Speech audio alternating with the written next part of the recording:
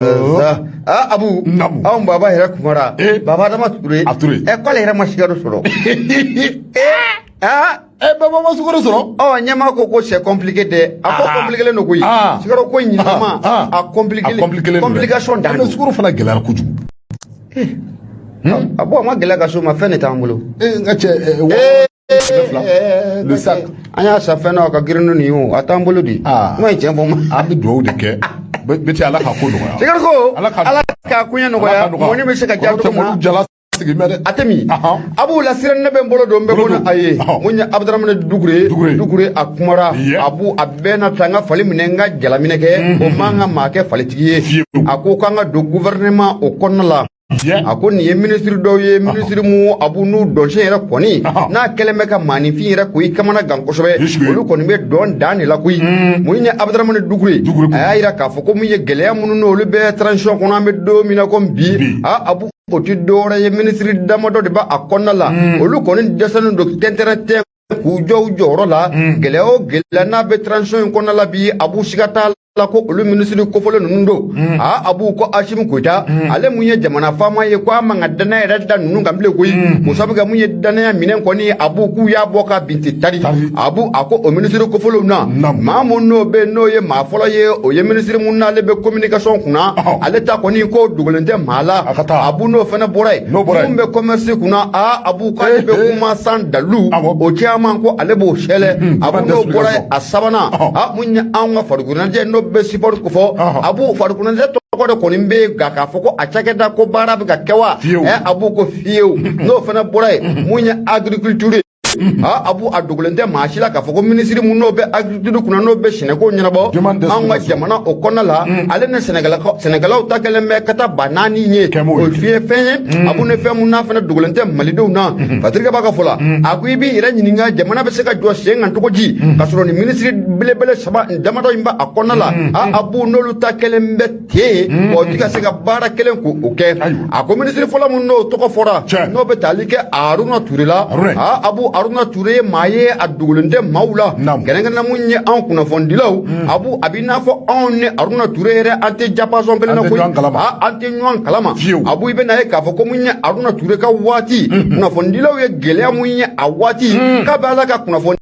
naissance an jamana kono abu ama deliko gela nywana ye akumu ye ministre de la communication no be aruna turo ko fo abu sabna jere be na ka fo ko ayesira datugu bela jile ne nye no be kuna fondilo ko fo kasira en ka shebe koro datugu fatrike baka fola ako mashima aruna ture folo abu sabna jere munye kuna fondilo ku wele ku lasigi gela jumane ba auka kuna fondilo sira rafe mashima aruna ture ye ula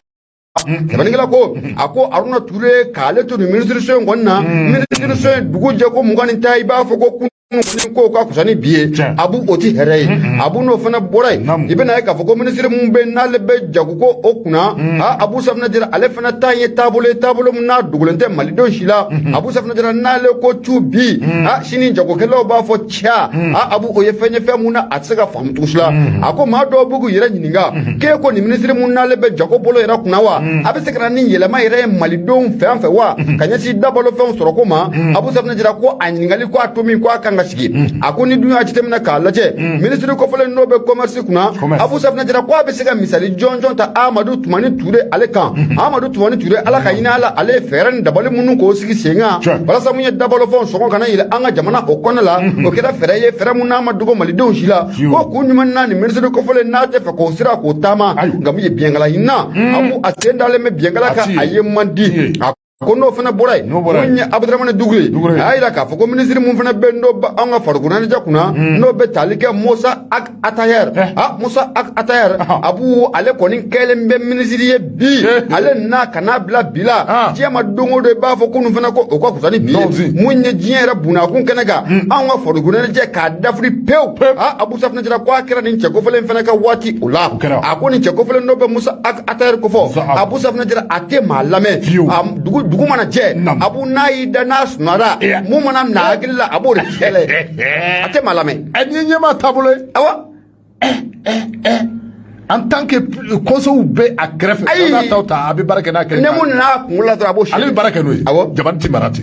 Sɛbɛnnikɛla ko a ko hali ni waati laban in na a dogolen tɛ maa si la k'a fɔ ko mun ye an ka doloncilaw ye olu ka sarako dɔ ko a kuma nana sɛbɛkɔrɔ caya a ko mun ye maa wɛrɛ natɔ koyi denkɔrɔba in n'o bɛ Musa Akatari kɔfɔ Abu Safinɛ Jara ko a nɔ b'a a la Musa Akatari kama Abu i bɛna ye k'a fɔ ko mun ye an ka farikolo ɲɛnajɛ yɛrɛ bunakun kɛnɛ maa minnu b'a dɔn fɔ k'a dɔnna kari olu caman ye seginkɔ baaraw k'u boloda o sabu kɛ u y'a yira k'a fɔ u ne ni cɛ kɔfɛlen n'o bɛ Musa Akatari kɔfɔ k'u tɛ se ka baara kɛ ɲɔgɔn fɛ cogo si la a baarakɛcogo n'olu baarakɛcogo k'u tɛ kelen ye sɛbɛnnikɛla ko a ko n'o bɔra minisiri min n'o bɛ agriculture kunna Abu Safinɛ Jara bolodɔngɔnin kɔni ko a sɛbɛkɔrɔ sinin don a ma bi koyi a dogolen tɛ maa si la k'a fɔ ko mun ye ani samiya tɔ ko a ma jan pewu ni minisiri kɔfɛlen n'o bɛ agriculture minisiri kɔfɔ Abu a ma se ka fɛn foyi fɔ mun ye sɛnɛkɛlaw ye sɛnɛkɛlaw bɛ se ka kɔrɔfɔ mun ni k'o faamuya ka ɲɛsin angɛrɛ ko ma Abu samiya dun bɛ k'i jɔri ka na dɔɔni dɔɔni Abu Safinɛ Jara ko ni minisiri so in ko a kɛlen bɛ gɛlɛya belebele a kɔnɔ a ko n'a bɔra ofisi la ofisi sɛnɛkɛla minnu olu bɔ baara kɛ ofisi o kɔnɔna la Abu Safinɛ Jara k'olu dɔrɔn de ye lafiya dɔɔni k'o sɔrɔ ko n'o tɛ wa Abu Safinɛ Jara ko mun ye chef de la vie da balofɛnw sɔngɔ fɛnɛ ko o ka yɛlɛ Abu Safinɛ Jara k'i bɛ n'a ye k'a fɔ ko mun ye nin minisiri kɔfɔlen fɛnɛ ko a jɔsen belebele ko o ba a la kunnafoni filɛ nin ye an y'a bɛn nɛgɛ mɔ ka bɔ lasira ni ale kɔnɔ sɛbɛnnikɛbaa tɔgɔ de Abdramani Dukure i bonya o b'a la bili kɛra k'a fɔ Abdramani Dukure an b'a fo i k'a dɔn k'a fɔ bamananw b'a fɔ ko ni kɛlɛ ma kɛ i k'a dɔn k'a fɔ sebaaya a ti dɔn kosɛbɛ ko an bɛ waati min na komi bi min bɛ tali kɛ i k'a dɔn k'a fɔ lɛ fama la e ko sebaaya a t'a fɛ ka ɲɛdɔn sabula i k'a dɔn k'a fɔ n'i ye nin sɛbɛn in ta k'a lajɛ min bɛ tali kɛ i k'a dɔn k'a fɔ Mamani Ture la Nouvelle Horizon kɔnɔ a ko i k'a dɔn k'a fɔ Andari Bukani n'o bɛ i k'a dɔn k'a fɔ Menaka mara kɔnɔ i k'a dɔn k'a fɔ Jahadisi Maw a ka jan i k'a dɔn k'a fɔ terroristes ninnu ka base belebele dɔ tun bɛ hakaja ma a bɛ se k'a fɔ ko u ka kando k'a min ni u bɛ a wele ko camp d'entraînement min bɛ tali kɛ i k'a dɔn k'a fɔ lɛ fama la min bɛ tali kɛ i k'a dɔn k'a fɔ anw ka lɛ fama la u ye wuli ka jɔ u ye a boloda i k'a dɔn k'a fɔ nin kan in u ye a ci k'a da kolonci k'a filɛ kolonci armée wulila koyi an ka taa bili kɛra k'a fɔ min bɛ tali kɛ i k'a dɔn k'a fɔ opération la n'o bɛ tali kɛ i k'a dɔn k'a fɔ offensive armée Mali i k'a dɔn k'a fɔ ko u ye wuli ka jɔ u ye a boloda kɛrɛnkɛrɛnnenya i k'a dɔn k'a fɔ kɛlɛbolo min bɛ yen ni a bɛ wele ko kɛlɛtigi i k'a dɔn k'a fɔ fɛɛrɛ kɛlɛ min bɛ u bolo u b'o wele ko plan Mali ko i k'a dɔn k'a fɔ ko ninnu de ye patrouille belebele ko u ye a boloda patrouille in kɔnɔna na i k'a dɔn k'a fɔ a yɛrɛ la k'a fɔ min bɛ tali kɛ i k'a dɔn k'a fɔ Jahadisi Maw a ka jan i k'a dɔn k'a fɔ terroristes ninnu caman de tun kɛn bɛ ka daga dɔ minɛ daga min ni a bɛ Andari Bukani o maraw kɔnɔ ka taa se fɔ Menaka ale kungolo kɔnɔnaw ma min bɛ tali kɛ i k'a dɔn k'a fɔ nin daga in na armée kɔni i k'a dɔn k'a fɔ ko maa 100 caman bɛ yen i k'a dɔn k'a fɔ ko armée y'u bɛɛ lajɛlen k'u fa wa i k'a dɔn k'a fɔ u ka minɛn minnu bɛ yen i k'a dɔn k'a fɔ k'a bɛɛ lajɛlen k'a daji min bɛ tali kɛ i k'a dɔn k'a fɔ Mamani Ture la a ko i k'a dɔn k'a fɔ nin baara min ni a kɛlen filɛ nin ye i k'a dɔn k'a fɔ ko a sababu ɲuman ma bɔ dɔwɛrɛ fɛ dɛ bɛɛ lajɛlen bɛ a kalama k'a fɔ anw ka armée bilama i k'a dɔn k'a fɔ ni minɛnko tɛ fila ye i k'a dɔn k'a fɔ Mali armée i k'a dɔn k'a fɔ hakaja ko ni a majari da k'i bɛ se k'a fɔ ko farafin bi min bɛ tali kɛ i k'a dɔn k'a fɔ deuxième puissance walima troisième puissance i k'a dɔn k'a fɔ ko Mali an bɛ o jɔyɔrɔ la o tuma i k'a dɔn k'a fɔ nin opération belebele min ni a kɛlen filɛ nin ye kɛlɛkɛrɛnkɛrɛn i k'a dɔn k'a fɔ kɛlɛbolo min ni o bɛ wele ko le kɛlɛtigi a ka jan i k'a dɔn k'a fɔ u ka kɛlɛkɛ fɛrɛ in kɔnɔ n'i k'a dɔn k'a fɔ o bɛ wele ko le plan Mali ko ninnu ye wulikajɔ min kɛ semaine tɛmɛnen in kɔnɔna na i k'a dɔn k'a fɔ wulikajɔ in a kɛra sababu ye min bɛ tali kɛ i k'a dɔn k'a fɔ Jahadisi maa caman walima i k'a dɔn k'a fɔ terroristes olu maa caman i k'a dɔn k'a fɔ ka u bɛɛ lajɛlen bunɛ ka bɔ u niw la min bɛ tali kɛ i k'a dɔn k'a fɔ Mamani Ture la a ko i k'a dɔn k'a fɔ nin ko in a sɔrɔla sɔrɔ cogo jumɛn na armée de ye wulikajɔ dɔ boloda wulikajɔ in kɔnɔna na min ni a bɛ wele ko patrouille sabula i k'a dɔn k'a fɔ don tɛmɛnenw na binkani de tun bɛ ta ka anw ka armée ka kan sɛgɛrɛ an bɛ waati min na komi bi ci wɛrɛ foyi tɛ armée la cɛ ma dogo ka wuli ka wulikajɔ k'a boloda ka wuli ka larawuli k'a boloda a ka jan bamajiw bɛ wo kɔnɔ i k'a dɔn k'a fɔ u bɛ ka taa u nɔfɛ o de sababu la i k'a dɔn k'a fɔ armée u ye wulikajɔ boloda i k'a dɔn k'a fɔ u taara sɔrɔ Menaka ale kungolo kɔnɔ kan belebele bɛ i k'a dɔn k'a fɔ min ni ani Andari Bukani u ma jan ɲɔgɔn na i k'a dɔn k'a fɔ o cas in kɔnɔna na min bɛ tali kɛ i k'a dɔn k'a fɔ u ka camp d'entraînement de kundo wa maa caman kun bɛ u bolo yen min bɛ tali kɛ i k'a dɔn k'a fɔ u bɛ ka formation kɛ u kungo ye ko u ta k'u dege i k'a dɔn k'a fɔ ko caman na o sɛbɛn armée de i k'a dɔn k'a fɔ wulikajɔ nana boloda avion minnu bɛ u bolo ni olu bɛ wele ko avion de chasse ka taa se i k'a dɔn k'a fɔ drone ma a ka jan drone minnu yɛrɛ yirala maaw la a ma mɛn kosɛbɛ i k'a dɔn k'a fɔ ko olu de ye nin baara ye ko u y'a sɛbɛn wa i k'a dɔn ka fɔ armée de l'air i ka ka fɔ ko u ye avion ta ka yili yala ka u boloda i bɛ talikɛ ka ka fɔ nin bamajiw la k'a ka ja i ka ka fɔ bamaji minnu don olu ye ka ka fɔ état islamique au grand sahara olu maaw de don koyi wa armée ko u y'u fa i bɛ talikɛ ka ka fɔ sanfɛla o bɛ ka kisɛ jigin cogo min na dugumana i ka ka fɔ a bɛ ka jigin den k'a sababu kɛ ka ka fɔ drone de ye wuli ka jɔ k'a boloda renseignement ni o bɛ talikɛ kunnafoni kow la o bɛɛ lajɛlen k'o sɔrɔ walasa i ka ka fɔ échec a kana don kɛlɛ in kɔnɔ an bɛ waati min na komi bi k'i ka ka fɔ anw ka armée a dusu bɔ bɛ an bɛ waati min na komi bi armée kɛmɛ ka wuli ka jɔ k'a sɛbɛ boloda maa o maa bɛ i ka ka fɔ ni u kɛmɛ ka marifa ta a ka ja i ka ka fɔ terroriste kɛrɛnkɛrɛnnenya ni mara in kɔnɔ ni o bɛ wele ko Ander Bugan i k'a dɔn k'a fɔ armée u y'u bɛɛ lajɛlen k'u fa wa ka daga in ka a ci k'a da olu ji Latiri filɛ an ye min bɔ i ka dɔn k'a fɔ nouvelle horizon kɔnɔ Mahamani Ture Mahamani Ture nouvelle horizon Abu Safina Jara siga t'a la foli o bɛ ta k'a sɛgɛrɛ o foli kelen an b'a lase Amadou Diallo laada nana nin waati in na laada k'a f'i ɲɛna ko mun ye sigaro mɔni sigilen bɛ mɔni gansan don laada ye tulo b'a la dɛ a banna koyi mɔni de gansan don baba ma sigaro sɔrɔ ça va pas ala k'a ɲɛ ka d'a ma n'u mana ni mɔni sugaro ye ne denkɛ b'a fɛ ka muruti sun ma dɛ n bɛ muruti dɛ i b'a fɛ ka muruti o i deli u bɛna sugaro bila ka taa kana muruti e ka tile fila in kɔnɔ bɛ d'accord d'ici le bi a tile seegin tile fila na ni n ko mo ma kɔnɔ n bɛ to a la dɛ ayi an bɛ a tile taa dafa tuma o ma sugaro bɛ na Maître Gaba international la fierté de Jalakɔrɔji tabarikala fierté an b'a ka foli kɛ o ka ɲi siga t'a la Maître Gaba Abu Safina Jara sirajan ta ma an bɛ taa n bɛ bolo don n bɛ bɔ ni sɛbɛn n'u k'a ma ko la foudre Abu mun ye Sogoba a kumara hali bi an kana lakana bunakun kɛnɛ kan Abu ko an ka wolomasiri tabaw n'o bɛ lɛfama o kofɔ an bɛ don min na ko bi e ko kulekan a tɛ ka bɔ terroriste fan fɛ wa a ta ye bundeli dan Abu ko min ye joli kɛnɛ ani sentigɛ ani kolaban ko terroriste ko o ɲɛsinnen don u ma sɛbɛnnikɛla ko a ko mun ye l'armée malienne ye Abu k'u kɛlen bɛ k'u kale k'u siɲɛ an bɛ don min na ko bi Abu Mahamadi bɛ k'e de ka baara ɲɛsinnen don jatigɛ wale ma jamana in kɔnɔ u ni ɲinɛ ni kɔni k'a sɛbɛkɔrɔ karaba a ko n'i y'a jateminɛ k'a lajɛ kabi san mars 2012 o kɔnɔ Abu jalaki bɛɛ lajɛlen taara ka an ka ni armée nin ka a sɛgɛrɛ kuma caman bɛ yen Abu Safina Jara u y'o ta nin ka an ka armée nin ka a sɛgɛrɛ nka fatirikɛba ka fɔ la a ko nin waati laban in na nin tile filanin kɔnɔna la Abu ko mun ye armée kɛlen bɛ ka wulikajɔ k'o bila sen kan k'a bɛ ala ka jamana in k'a naissance armée ma deli ka nin wulikajɔ in kɔni k'a ɲɔgɔnna k'o kɛ Abu Safina Jara wulikajɔ in kun tɛ dɔwɛrɛ ye an ka jamana anw bɛ se ka kisi cogo min na an ka jamana a donda bɛɛ lajɛlen a n'a bɔda bɛɛ lajɛlen Abu Safina Jara k'a bɛɛ lajɛlen ni ka a jateminɛ a ko mun ye jamana kɔnɔdenw ye danaya minnu k'o ta ka da n ka armée kan Abu an bɛ don min na ko bi armée kɔni ko siga t'a la ko jatigɛ wale kɛbaa ninnu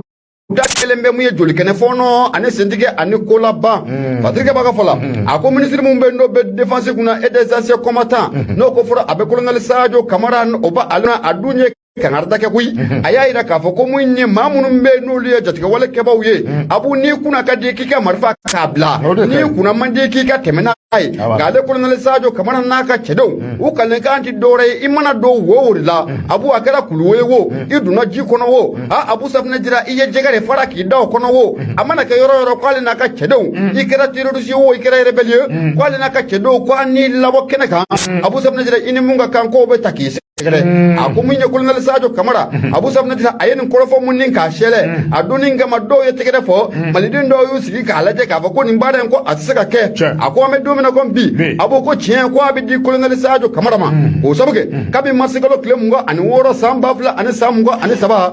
Abu ko mun ye an ka wolomasiri tabaw ye k'u ye wulikajɔ k'o bila sen kan wulikajɔ mun n'a ɲɔgɔnna yɛrɛ kɔni ma deli ka ye abada Abu Safina Jara an ka wolomasiri tabaw fɛ a k'u ye opération belebele ni k'o wuli Abu opération mun n'a bɛ sen kan nin waati na Bamanjiw Abu Safina Jara jamana fantan naani bɛɛ lajɛlen fɛ u bɛ k'a bɛɛ lajɛlen de k'a larawe Bamanjiw ninkɛnɛ o bɛ se ka karaba cogo min na a ko mun ye an ka kɛlɛkɛcɛ minnu n'olu bɛ sanfɛla fɛ Abu Safina Jara olu bɛ k'u sɛbɛkɔrɔ sɔn pankuru minnu n'olu b'an bolo a ka ja ka na bila droniw na Abu Safina Jara k'a bɛɛ lajɛlen yɛrɛkɛlen don nin waati na o mana bɔ yen an ka kɛlɛkɛcɛ minnu fana n'olu bɛ dugumala fɛ Abu Safina Jara olu fana kalekan ye k'a fɔ ko dugumala kɔni ko maa si o tɛ bɔ yen sɛbɛnnikɛla ko a k'u ye kibaruya yɛrɛ kɔni k'a sɔrɔ ka bɔ maa yɔrɔ maa minnu n'olu bɛ nin yɔrɔ kɔfɔlen in na olu y'a yira k'a fɔ ko kabi ala ka anw ka armée kɔni k'a dan Abu k'u bɛ wuli ka jɔ min na nin waati k'olu ma deli ka ni ɲɔgɔnna ye jamana cɛmancɛ bolo fɛ a ka diya jamana fantan naani bɛɛ lajɛlen fɛ k'u ma deli k'a ɲɔgɔn ye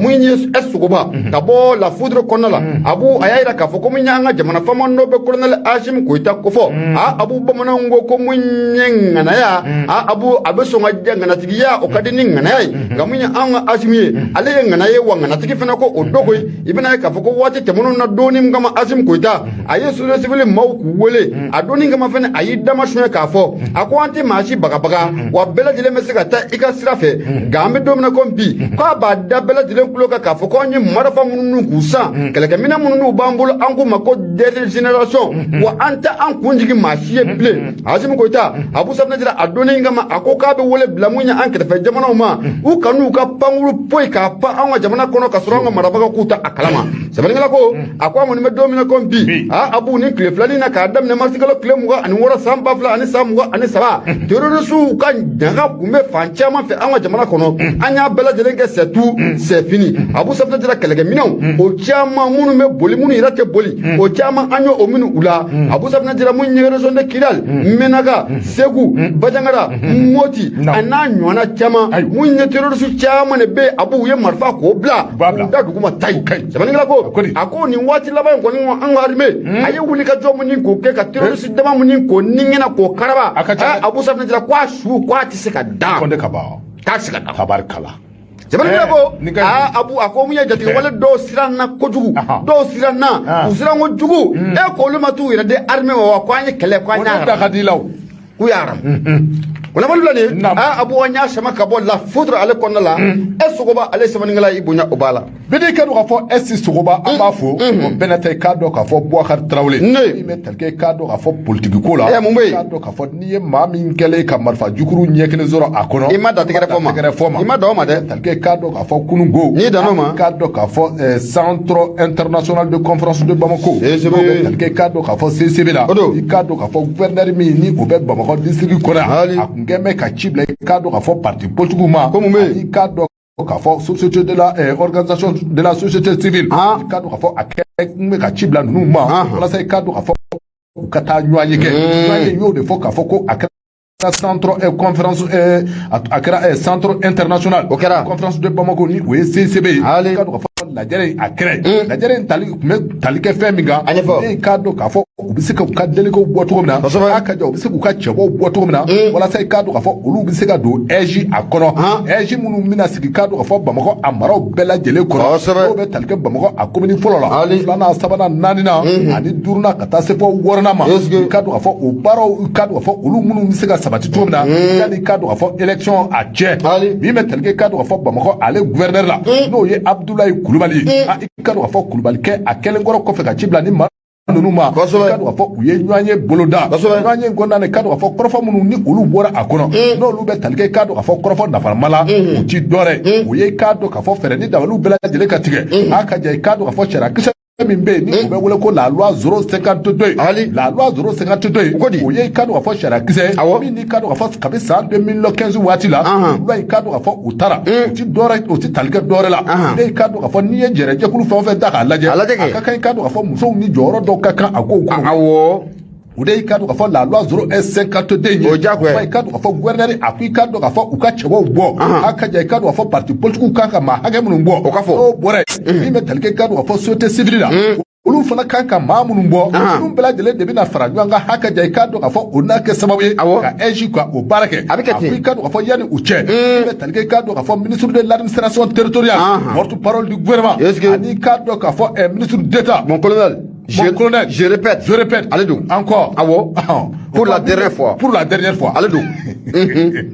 allez donc ayiwa an ka kana fɔ yan dɛ ayi min bɛ tali kɛ i k'a dɔn k'a fɔ je répète la n'o ye i k'a dɔn k'a fɔ colonel Abdoulaye Maïga ale don i k'a dɔn k'a fɔ ko ale ye lettre dɔ bɔ k'o bi tandali lettre in kɔnɔna na i k'a dɔn k'a fɔ a kɔni ye lettre in ci ka taa dɔn k'a fɔ gouverneur ma a ka jan i k'a dɔn k'a fɔ gouverneur de Bamako a ka nin baara in boloda kɛrɛnkɛrɛnnenya i k'a dɔn k'a fɔ parti politique olu ka fɛɛrɛ ni dabali bɛɛ lajɛlen tigɛ a ka jan i k'a dɔn k'a fɔ u bɛ se ka ye EJ kɔnɔ cogo min na wa i k'a dɔn k'a fɔ ni o tɛmɛna ka bɔ yen a ko n'i ye ta k'a lajɛ i bɛ tali kɛ do ka fɔ lettre na ma bi se ka fɔ ko lettre do lettre min ni a bɛ wele ko confidentiel ya do ka fɔ o ye lettre ye I ka do ka fɔ bɛɛ lajɛlen dagalen tɛ a kɔnɔ kuma la a ka jɛ I ka do ka fɔ fo ka taa se a walawalali ma waati min na I bɛ talikɛ I ka do ka fɔ lettre in kɔnɔ a yirala k'a fɔ ko maa 7 baɲango k'olu de bɛna kɛ I ka do ka fɔ EJ a représentant ye I ka do ka fɔ an ka marataw la ka taa se I ka do ka fɔ commune ma a ka jɛ I ka do ka fɔ arrondissements la maa 7 in na fa tilacogo de filɛ nin ye n'i y'a ta k'a lajɛ I ka do ka fɔ pouvoir public n'o ye I ka do ka fɔ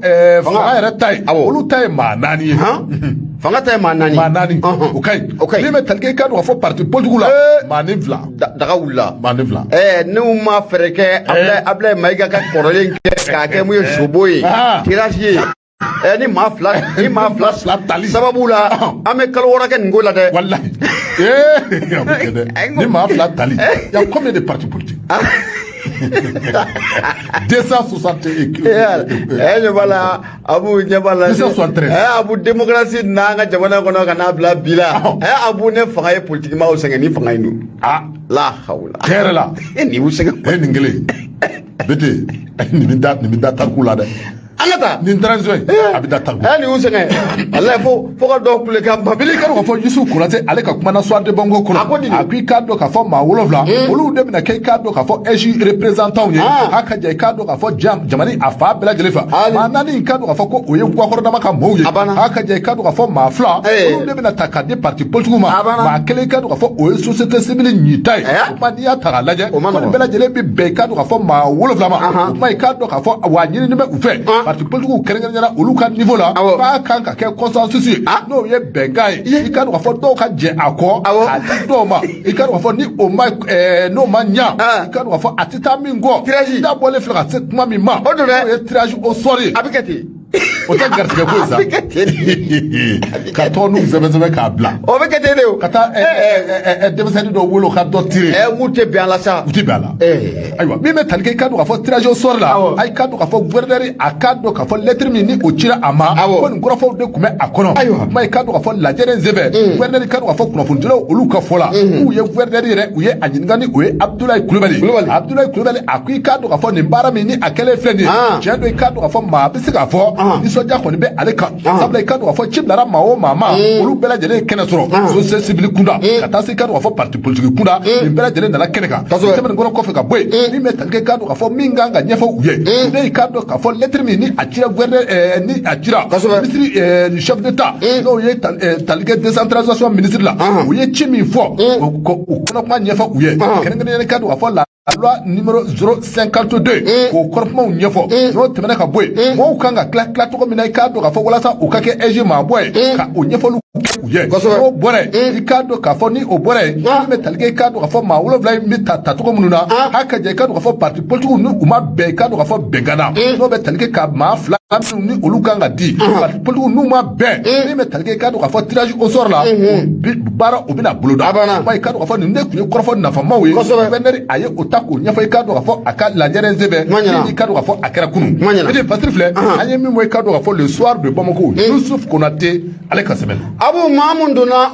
maa mun ma don o ka kusa ni maa mun donna n'i y'a ta mun ye nouvelle horizon ne bɛ n bolo dɔ bɔ ni a ye sɛbɛnnikɛba ale tɔgɔ de Seydou Konate Seydou Konate a y'a jira k'a fɔ ko an ka taa kiri bunakun kɛnɛ kan Abu na an nana kiri bunakun kɛnɛ kan ko nin waati na ko mun ye kiri bunakun yɛrɛ kɔni Abu ko wulikajɔw bɛ sen na maa minnu bɛ a ka diya n'u kɛlen bɛ ka degun yɛrɛ ta tayi ka transition kɔni ka a sɛgɛrɛ Abu mun ye Arasi Baci ani ka taa fara mun ye Orokiya Dumbuya kan Abu ko kunun ko doni farala doni kan dɛ k'i bɛna ye k'a fɔ ko mun ye jalaki kura 3 ko o bɔra ka bi Abu Safilajila ni maa 2 bɛɛ lajɛlen u kan sɛbɛnnikɛla n'o bɛ Seydou Konate ko fɔ a y'a jira k'a fɔ ko in kɔni ko a bɛ ka gɛlɛya fo k'a fɔ ko a bɛ ka gɛlɛya mun ye porte-parole du collectif pour le développement de la République n'an k'a ma ko CDR Mohamed Youssouf Bacili Abu i bɛna ye k'a fɔ ko mun ye kibaruyaw kɔni o bɔra ka bin kunun tɛ cari k'a jira k'a fɔ ko kunun n'o bɛnna marsikalo tile 29 ma san 2000 ani san 22 i bɛna ye k'a fɔ ko mun ye communiqué o kiiribon kɔnɔna la ko mun ye chroniqueur ye ko wele o bilala a ma Abu ko jalaki kura ko o farala jalaki kɔrɔlen kan Abu ko jalaki 3 ɲɔgɔnna Abu o jalakiw la i bɛna ye k'a fɔ ko mun ye jalaki mun bɛ n'an ko a ma association des malfaiteurs contre Austrie abu o jalaki foloyi o fana mana boye offense au chef de l'état abu safna jira o ya damana jalaki abu o fana mana boye miye diffusion de paroles contre les mœurs du pays abu ni bela jele jalaki kura mununu o be songa faramunya arasibaki aka jalakuka ako mana boye munye madame sidibe worikia dumia abu safna jira ibe nae ka foko munye wole fana blala ale fana makoyi uni kidikele infe kunu abu safna jira munye jalaki saba fana ko o taraka ale segere koni nye Benzema wa abu sabna jara kubia ka ako ka be toko ji munye seru konati ayira ka foko munye kiri buna kun kana ka abu ko munye ni temumbe no be talike Mohamed Yusuf Bajile ni be ka mako arasi bachi abu kwa bara koni ko abika gelya koso be ako ni ya jitemina ka laje munye arasi bachi gelya muno tale fla ka sigara neta o mo soro do wada fe munye sumelu buwe maiga ala kanyina la ayo ka korofo muni ka shela ka ira ka foko o mas fayira ma ko farade abu sabna jara ko bere kala sababu ka gelani ka takada arasibati ka ako adoni nga marasibati mana de depo o tarakata ka abu asigorotra be munye bamako kasubomba ma yana ka kiri don chendo be juin o natain kofo ako jalaki muno taleme ka segara orela abu o de simulation d'infraction asabani ngala ko ako fena temanu ko faga boy a Mohamed Yusuf Bajili abu munye chroniqueur do ko munye jalaki sabakura ko o tarakata akane ako o kum kono la we feran dabali beladele ko tiki singa c'est-à-dire ou ka secrétaire administratif mumbe no de betalike Aliou Touré la Aliou Touré ko akumara de ayra ka foko luka kumala sela no be rasibati no oba ale ko fo ko jalaki fola muno talen kundo ka secrétaire no betalike simulation d'infraction abu safna jira ko sigata la ko rasibati ko ayo sebaya ko soro aga dalu e fe ko sabike ko munye sumelu bube ko o demuso era bora ka korfo muni ko shele abu safna jira ko bela jelen ko ye famialu ko soro la ka don ka foko munye basi ko ye kuma mfo ko tiendo abu jela ki munno taleme ka rasi bachi ni ka sigara me dom na ko bi abu ibolo dele afo kele ako jela ki fola famille association de malfaiteurs contre autrui abu safna jira oti dore kuy arasi bachi ko ne mawdo de farla nyonga abu safna jira ka gelata ni nga mawdo ko ko o segere wa bara ko ni do kera san 2023 ani mana segin ko do ni santan temene ko fe abu safna jira ko bara ko ado kero wati o jalaki folo abu jalaki flana e fe munye amunye c'est offensé au chef de l'état offensé au chef de l'état abu safna jira ibe na ka foko o jalaki fene ko taleme ka rasi bachi ninka asegere wa ko o bara do kera san 2023 aka janie santan fene temene tama jetemena ka laje ko o bara do fene kera o wati wa feran da balibe na ke ka bono daluye ko boko binte tari abu jalaki sabana o ti dore ibe na ka foko mi diffusion de paroles offensantes contre les mœurs du pays abu safna jira o ti dore koy o kuma do bora ada kuma munu be dangari anyara ka damila anyara ka tabiala jamana en konnala abu safna jira ko nunu jalaki belebele saba nunu talen fara aras baje aka jalaki korolin koni oka sabani la ko akomin Aliou Touré koni yaira ka foko amme jamana en konnala ambela jile malide bolu kon dalembu oka critical ka ula ngawti so fem matugo shila o de kiri mumbe nanga madde po de mesira abu safna jira ku koni ku te so uma sabani la ko akoni jalaki munna talen fla ka aras baje ka segere abu safna jira ala ka gishi akonin jalaki nunu na bela jelen jora munya haras bashi abu safna jira ko akaso ko sandama do kon ko odo wa munya amani fene abu safna jira ko ofena ko obesara sabangila ko aku Mohamed Yusuf Bachir no baras bach ko fo aleta temenen ko foka boy abu ko muamumbe no be rose la visher no obo ko fo sabangila no be seru konate ko fo ayda ka fo ko minyo rose la visher abu ni akli bala ras bachi wolele klef la ko fe munya ni musoko fo no be madame sidibe woro kiya dumbia ne bela jele ma do woro la visher abu safna jira ko ki wole blala ale fena ma e akli bala munya tenendo marsikalo kleta ane saba temene u yemanda de depo ko o takada ale fena kane u mosro do wala fe incitation à la révolte abu safna jira kama fini ninga ke furugu ka wa abu safna jira ibena ka fo comme violence envers le chef de l'état abu safna jira o jela ki kura munu fena ndo be munye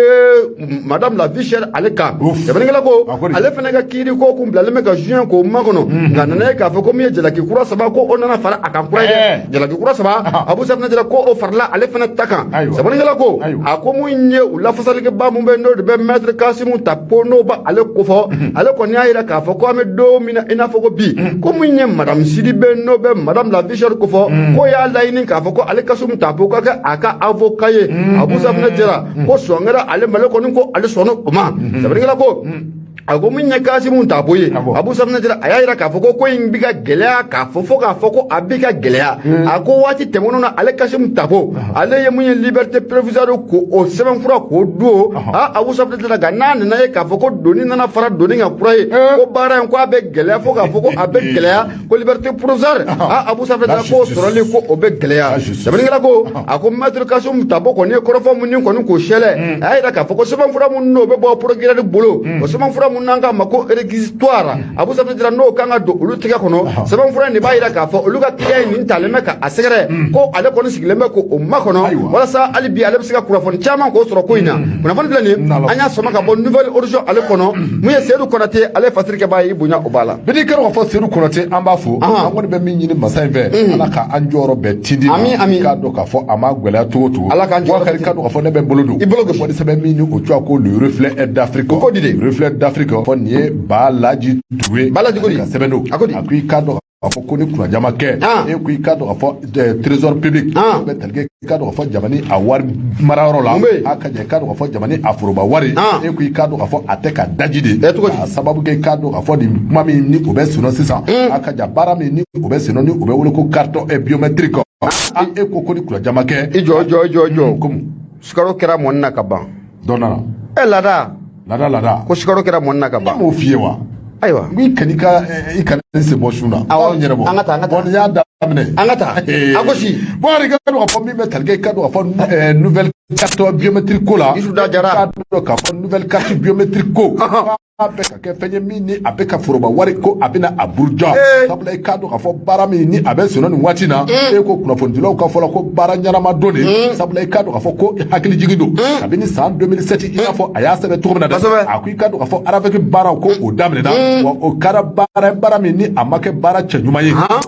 sabula ko i ka dɔn k'a fɔ ko n'i ye nin document in ta k'a lajɛ o bɛ talikɛ i ka dɔn k'a fɔ arabɛki a sɛbɛn la i ka dɔn k'a fɔ don tɛmɛnenw na maa minnu ni olu ye nin baara in kɛ administration tuala o bɛ talikɛ ministère de l'administration baarakɛlaw a ka jan i ka dɔn k'a fɔ olu ye danaya ta ka da maa minnu kan k'u ka arabɛki baara kɛ olu arabɛki baara kɛ i ka dɔn k'a fɔ ni erreur caman ye ni filiw caman ye k'a ma sɔrɔ i ka dɔn k'a fɔ ko n'i ye o filiw ta k'a lajɛ filiw bɛ talikɛ i ka dɔn k'a fɔ bac yɔrɔw la et de naissance n'o tɛmɛna ka bɔ yen min bɛ talikɛ i ka dɔn k'a fɔ profession na ni o ye i bɛ ca min kɛ filiw bɛ talikɛ o dɔ la n'o bɔra min bɛ talikɛ i ka dɔn k'a fɔ âge la i ka dɔn k'a fɔ ko ninnu kɛra fɛn ye n'i ka dɔn k'a fɔ ko u y'a bɛɛ lajɛlen bisi basa ka don ɲɔgɔn na maa minnu ni olu ye i ka dɔn k'a fɔ arabɛki baara kɛ don tɛmɛnenw na k'u ye a bɛɛ lajɛlen bisi basa ka don ɲɔgɔn na a kɛra ten koyi yɛrɛ bɛ yen ni olu bɛ talikɛ i ka dɔn k'a fɔ ekɔlidenw ekɔliden minnu bɛ yen ni olu bɛ kalansobaw la ni olu bɛ wele ko université i y'a dɔn k'a fɔ tɔrɔmɔjɔyɔrɔ dɔ kan ka bila olu ka wagade kɔnɔ n'i k'a dɔn k'a fɔ a bɛ wele bourse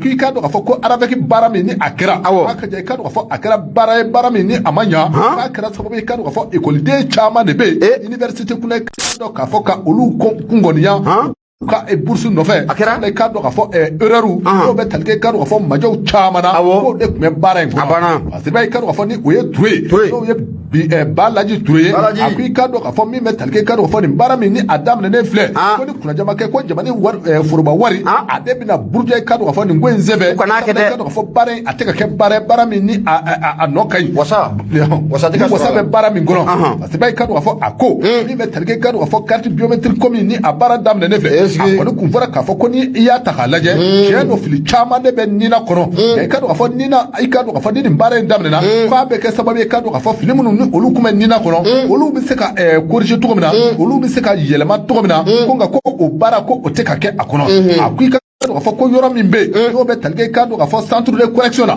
n'o bɛ i ka dɔn k'a fɔ Korofina i ka dɔn k'a fɔ ko a yɔrɔ yɛlɛ bɛɛ lajɛlen ka sɔrɔ ni nin yɔrɔ in ye sabula ko n'i taara nin yɔrɔ in na yɔrɔ min yɛrɛ bɛ yen ko o kan ka kɛ yɔrɔ min ni o kan ka finiw corriger ko n'i taara a yɔrɔ la i ka dɔn k'a fɔ ko cakɛda ɲɛ tɛ nin yɔrɔ in kɔrɔ wa maa minnu bɛ a yɔrɔw la i ka dɔn k'a fɔ ko maa minnu ni u tɛ incompétence n'o ye i ka dɔn k'a fɔ baara in a dɔnniya tɛ u la a kanu tɛ u la i ka dɔn k'a fɔ ko olu de bɛ nin baara in kan ka kɛ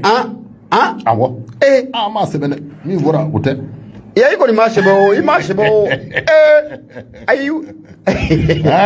Karti biométrique ko machali no koy. Ala ka nye kadama. Patriba ikanu ka fo ale ka fola. Aku ikanu ka fo ko ni ya ta halaje. Karti mi ni obe talike ni nana. Abaro kanu ka fo ko aye gwela chama ke kamalde chama dro. Ngene ne kanu ka fo haka ja mamnu ni olu be tuka fe. Kanu ka fo ko agwela siru uma. Mamnu be kanu ka fo ni olu mago be password la. Akra so ka gwela chama la se olu bela jeleba. Game wati ne ko me bi. Ha ikanu ka fo akuni la ka fo carte biométrique mi ni obaro be sino. Ko ni obaro damne na ko be ke sababu ikanu ka fo ni na filu bela jele ka se ka kuri. Ka obara mi ni obe wole ko correction. Ko de te ka ke. Wa ikanu ka fo centre mi ni otame ka bla obaro la. No be kurufina. Ikanu ka fo ko ote e barala. Wa yore yere ikanu ka fo barake nyete yore ngoro. Munu be agent munu be ni olu kanga barake. Ikanu ka fo olu te bare ndogo. Ni ikanu ka fo abe wole ko complexe. No ye ikanu.